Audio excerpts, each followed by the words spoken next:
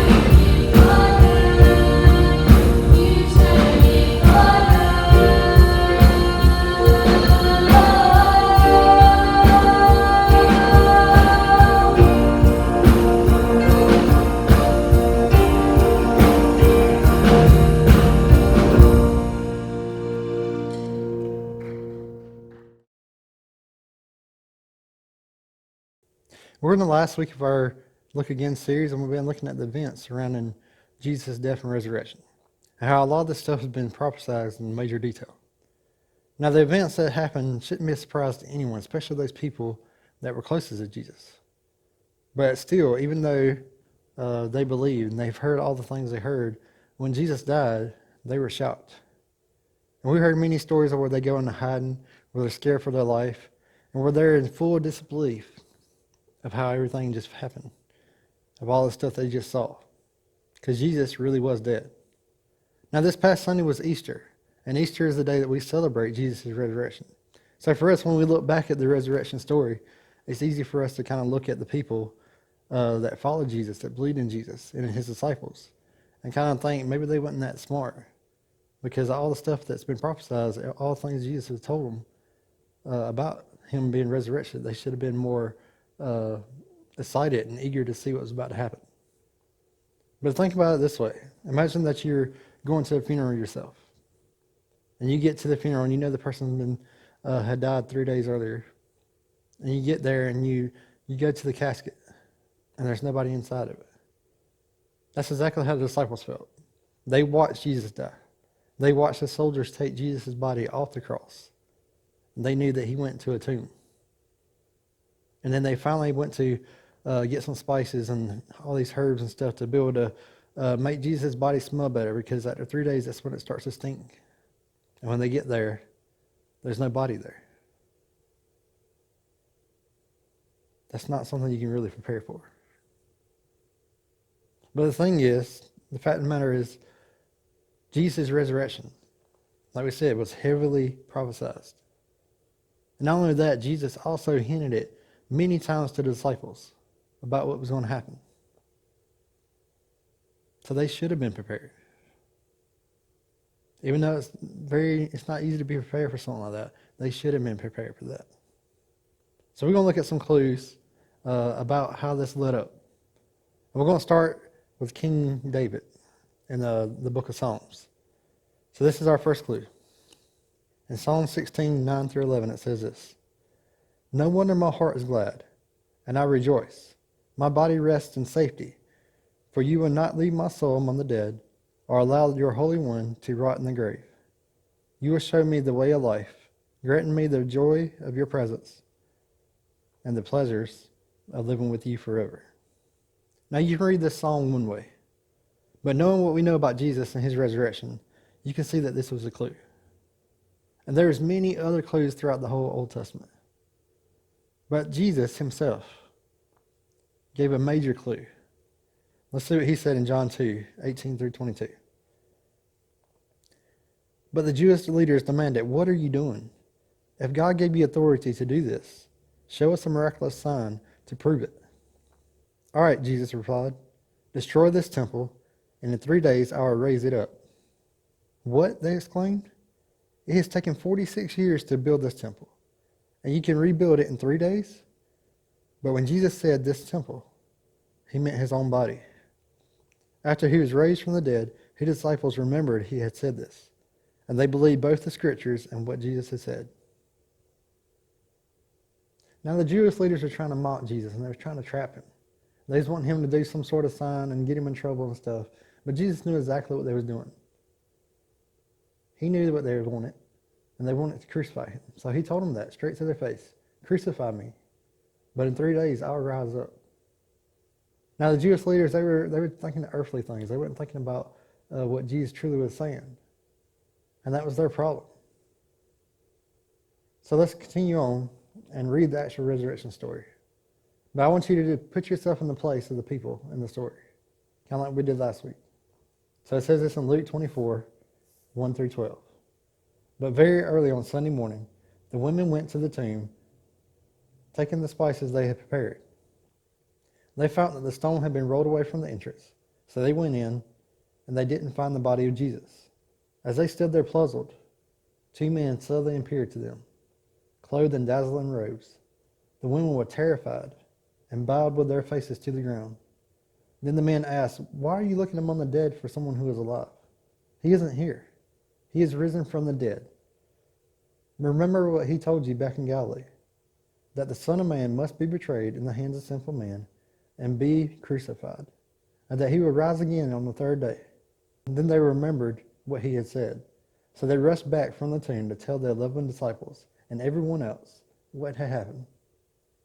It was Mary Magdalene, Jonah, Mary the mother of James, and several other women who told the apostles what had happened.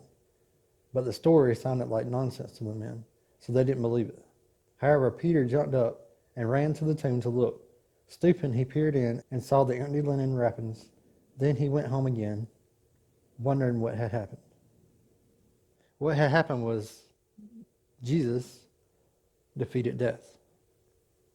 And not only did this change everything about Jesus, it also changes everything about us as well.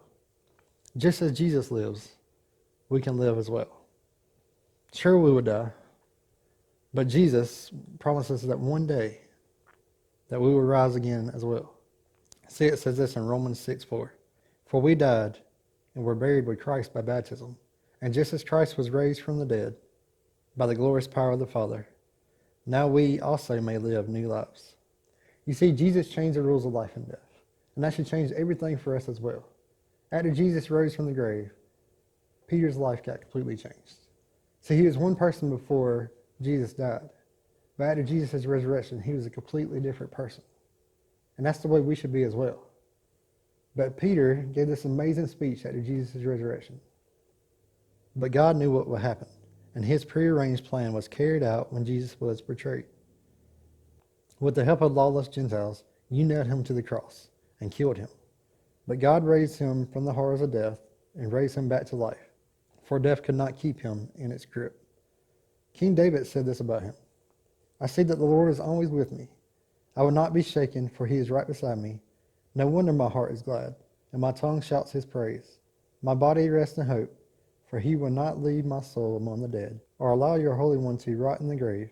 You have shown me the way of life, and you will fill me with the joy of your presence. Dear brothers, think about this. You can be sure that David wasn't referring to himself, for he died and was buried, and his tomb is still here among us. But he was a prophet, and he knew God had promised with the oath that one of David's own descendants would sit on his throne. David was looking into the future and speaking of the Messiah's resurrection. He was saying God would not leave him among the dead or allow his body to rot in the grave. God raised Jesus from the dead, and we are all witness of this. Now he is exalted to the place of highest honor in heaven, at God's right hand. And the Father, as he had promised, gave him the Holy Spirit to pour out upon us, just as you see and hear today. For David himself never ascended into heaven, yet he said, the Lord said to my Lord, sit in the place of honor at my right hand, until I humble your enemies, making them a footstool under your feet. So let everyone in Israel know for certain that God has made this Jesus, whom you crucified, to be both Lord and Messiah. Paul's words pierced their hearts, and they said to him and to other apostles, brothers, what should we do? It's like night and day, right? Because of the resurrection, everything about us can change. And that's the way it should be. All the disciples, after the resurrection, their lives got completely transformed. You see, before they were scared, they were weak, they were clueless, they were doubting all kinds of stuff. But after Jesus' resurrection, they were brave, they were fearless, they were mighty, they were strong. So you might not know this, but every one of the disciples died an awful death because they were spreading the news of Jesus' story. They did what they had to do. They suffered when they had to. They sacrificed everything because they wanted to spread the news of Jesus' resurrection. Now the thing is, there's all kinds of stuff in the world that's here. There's diseases, there's cancer, there's all this hurt, there's all this fighting, there's this coronavirus, there's all this awful stuff in the world. But the thing is, I want you to ask yourself this: how does Easter, the fact that Jesus rose from the dead, change all of that? Now, unfortunately, we're still going to die. Unfortunately, all this stuff is still going to happen. But we must know that this is not the final word. Though we may die, we will live again in Jesus. And that's the true hope that he gives us. That this is not the end. This is what the resurrection does to death. So next time you come face to face with suffering or pain or the ugliest in this world, remember this is not the end. Through Jesus, we will live again in him. And it's going to be so amazing. And it's so wonderful, we can't even imagine what's going to happen. Lord, I thank you so much for all these students, and please be with them through all these times. And like we said, stay with them in their emotions. Keep them strong during this time. Lord, I just thank you for one, for dying for us, for saving us from all our sin, just so we can have a relationship with you. Lord, we also thank you so much for the hope that you give us with your resurrection, that you defeated death so that we can't suffer from that no more, to show us that even death can't hold you down. Lord, we thank you so much for everything. We love you. In your name, amen.